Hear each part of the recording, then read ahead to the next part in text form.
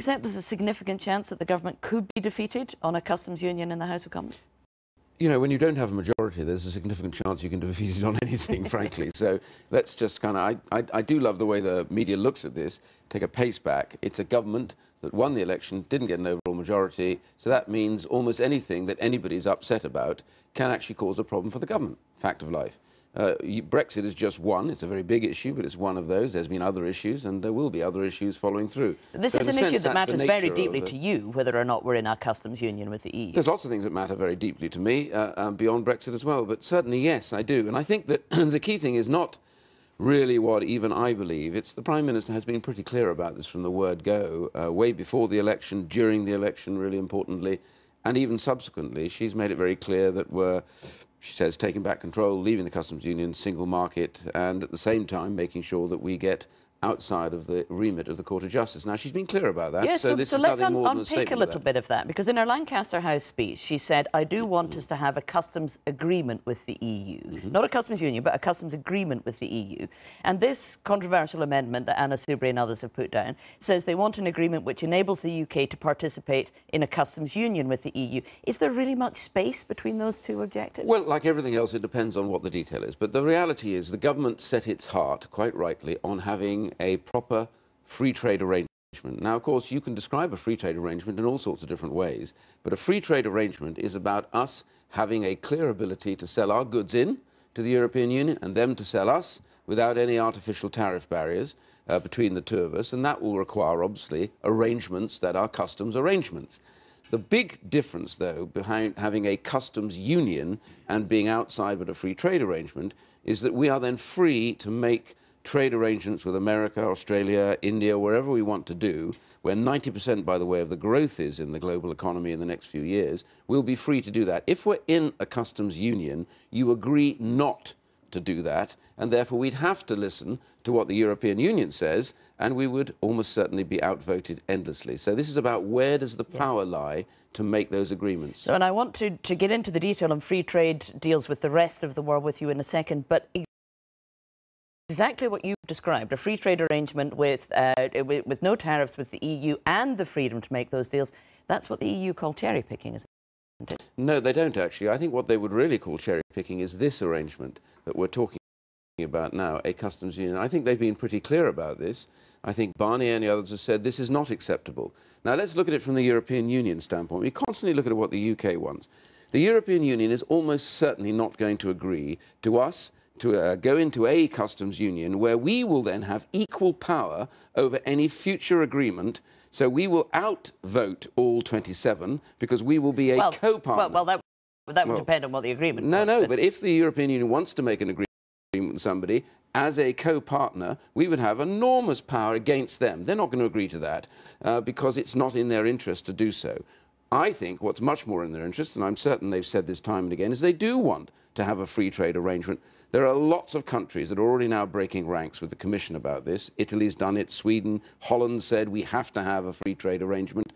They are not on that yet. They are still on the implementation phase. When it comes to free trade, I am very, very certain that they will want to make an arrangement with us because it's in their interest, arguably more than us. It's worth remembering two things that are really important. Let's move on to trade with the rest of the world. Why are you so absolutely convinced that the ability to do different deals with Australia, China, the USA, different from the ones that the EU has at the moment, are so terribly important? Why can't we be increasing our trade with these countries from inside the EU? What's stopping us from doing that? Well, the biggest problem is that we are naturally, I think, the UK, more than almost any other country in the European Union, arguably more than most in the world, a free trading nation. We believe in the concept of free trade. The World Trading Organization has already said they love the idea of us coming back as a full voting member because we will argue for free trade. And by the way, global free trade and services, which has stalled because the European Union has not wanted to push this item at all. So why then does Germany do so much more trade with China than we do from inside the EU? Yeah, well, that's nothing to do with whether it has a free trade. That's to do with what Germany says they want to do and go and do it. And we have to get our exporters. But it's clear that being a member of the EU hasn't prevented them from doing far more trade in goods and services with China than we do. So why do we have to be outside the EU it's not, to do that? That's not the parallel argument. The reality is that by getting trade arrangements,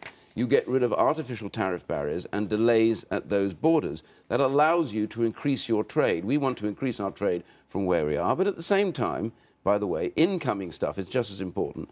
Now, the people that will benefit most from a free trade arrangement are the poorest in society, because the cost of food, of footwear, of clothing, they're almost certainly going to fall. And they're the people that will benefit enormously. Assuming it's a favourable free trade agreement that we were to do with, say, for instance, China, why would they do a better deal with the UK, a much smaller market, than they would be prepared to do with the EU, which is a much larger and therefore more important market for them? Well, they always talk about this large market. The scale actually isn't that important. The key thing is, do you value a marketplace? Is it worth doing business with? Financial services, for example, is a really important area you want to strike agreements about, because the UK is dominant in financial services, and we can't even get a free trade arrangement within the single market at the moment. You can't sell insurance into Germany without having a company in Germany to sell that. They've never wanted to do free trade on financial services. So the idea is, by liberating up these markets, by the way, we believe in it globally, we'll be in a much better state. You've seen, for example, the increase in New Zealand's trade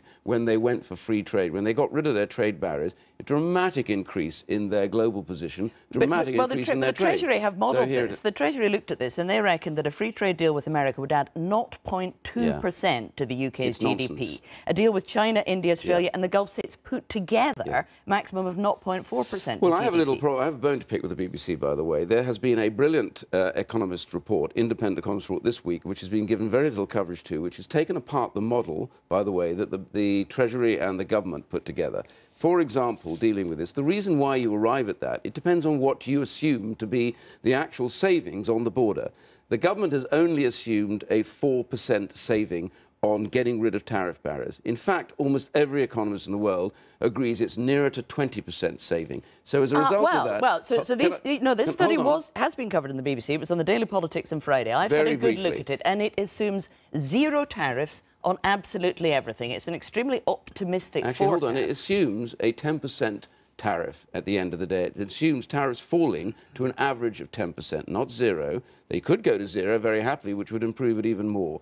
I know this because I've read this report backwards. I think absolutely brilliant report. And the key point they're making... One of the authors of it, Patrick Minford, though, says that whilst there will be benefits, he argues, from free trade deals, over time it would be likely we would mostly eliminate manufacturing in the UK, but he thinks that would be worth it and it shouldn't scare us. That was on Patrick Minford's original suggestions much earlier. This is a very different report. But he was one of the authors of this report you're talking about. But he has accepted that that is not going to be the case within this report. They're assuming only that the border changes will mean a less of a tariff, that is to say, at the borders on average, which is about right, because that's what happens in most other free trade arrangements. And the point I'm simply making is it has a massive benefit to the UK for us to do this. That's why going for a free trade arrangement with the European Union is the right way to go. And, you know, we do forget all the time what Europe itself wants. There's an arrogance. I think Labour's in a complete mess about this. They went round. We're going to talk to them about that. They went round the election telling all those seats that voted to leave that they were in favour of leaving the customs union and the single market. And Barry Gardiner said it was making you a vassal state if you stayed in the customs union. We'll ask Labour themselves about their position in the customs union. Theresa May has made it very clear we're out of the single market, out of the customs union. And I say to my colleagues, by the way, who might change some of this, I say just be very careful on this one, because you're being invited into a Labour Party tactical game which will actually end up in real damage to the United Kingdom. Ian Duncan-Smith, thank you very much for talking to us.